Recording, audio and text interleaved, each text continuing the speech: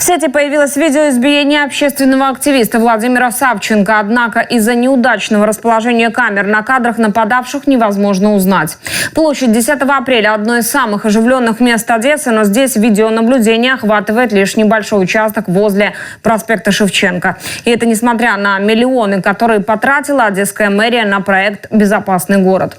Напомню, 9 июля на углу Черняховского и Генуэзской жестоко избили руководителя организации «Спильна мета» Владимира Савченко, который выступал против застройки побережья. С речью о ситуации к трибуне Верховної Ради вийшов нардеп Артем Дмитрук. На відміну від своїх нападників та їх головуючого Геннадія Труханова, Володимир за кожне своє слово та кожну свою дію може відповісти перед законом. І зараз я вимагаю, аби закон захистив його. Ми боремось за щасливе майбутнє у нашому місті. Артем Дмитрук призывает коллег в сессионном зале подписать обращение. Его нардеп направит министру внутренних дел Арсену Авакову и генпрокурору Ирине Венедиктовой.